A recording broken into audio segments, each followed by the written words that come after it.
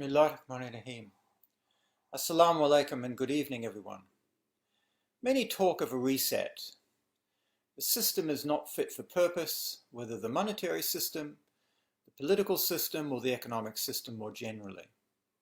Commentators speak of a crisis of democracy. We are not being fairly governed. It is skewed to the elites. The masses are not happy and have voted with their feet, voting for Brexit, for populists like Trump, and are wondering why the COVID epidemic has gone so badly. Martin Wolf, writing in the Financial Times earlier this week, wrote of the need to think as citizens, with reference to Aristotle and the need for the middle people, the middle class, to be strong. As Aristotle said, it's clear that the best partnership in a state is the one which operates through the middle people, and also those states in which the middle element is large and stronger if possible than the other two together. So the point was being made that the capitalists need a strong middle class, as they call it, to offset the excesses of the elites on one side and the poor on the other, providing goals for the poor and providing needed support for the system via a large cohort of those doing well enough to get by in the system and less likely to rebel against the iniquity of the leaderships. But what happens if that middle class is eroded?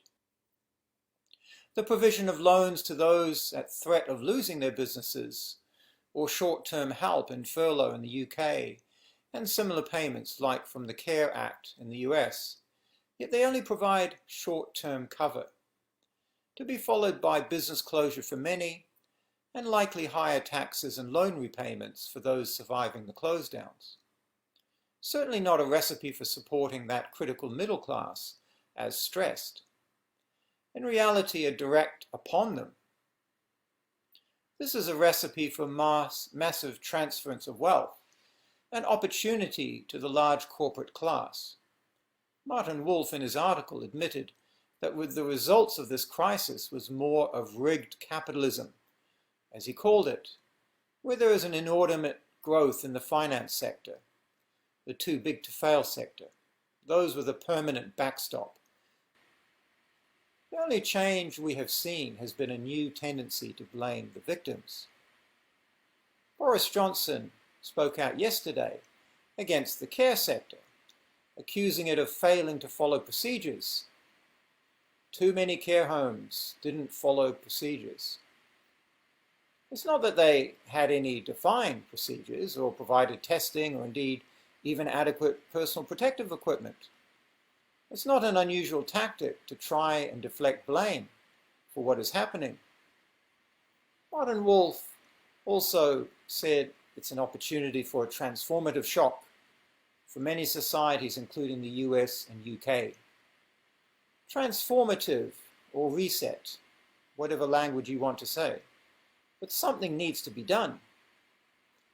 If you look at this chart, you can see that there indeed is a crisis of faith in democracy, particularly the US, UK, Australia, Canada.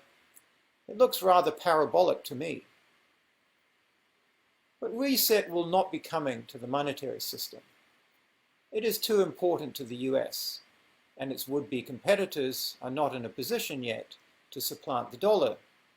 That monetary reset will only come with the establishment of a strong Islamic state that uses gold and silver as money.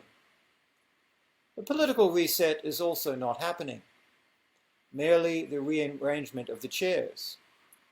This leader for that, one party for another. And the people are getting tired with the same lies. The only reset that I've seen is more of the same, despite language like rigged capitalism as stated above, or those that want a more caring capitalism.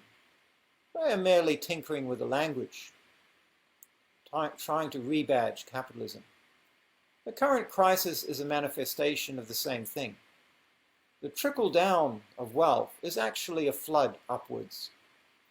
Only now the government has been caught actively promoting policies which will do more of the same. There will be many angry and disaffected, as this virus crisis meanders on and on and on. More can see the system for what it is. It is the job of the Muslim community to present the Islamic alternative clearly and distinctly, a true alternative. Until next time, this is Jamal Harwood for Economy Dissected. Wa sallallahu Sayyid Muhammad. Walhamdulillahi Rabbil Alameen.